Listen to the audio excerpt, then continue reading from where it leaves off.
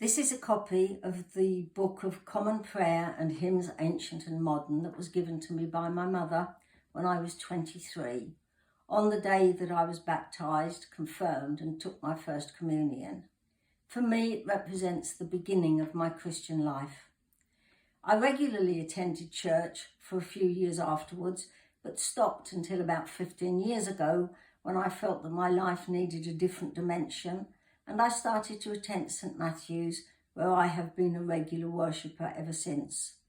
One of the many blessings of my life.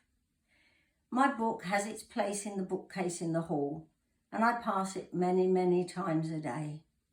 I frequently stop and read an extract, and while the language is not the language we use today, the message is absolutely the same, and I am reminded always of the constancy of God and the Church. When I worship each Sunday morning, I'm comforted by the fact that there are millions of people around the world doing exactly the same thing. I have a daily practice of readings, prayers, handing my day over to God and asking for guidance to do the next right thing as I step out into our flawed but beautiful world. My efforts at constancy do not always work to plan.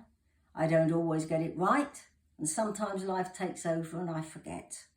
But I pick it up again as soon as I can, as I believe all God asks of me is that I do my best. My experience has been that I move away from God. He never moves away from me.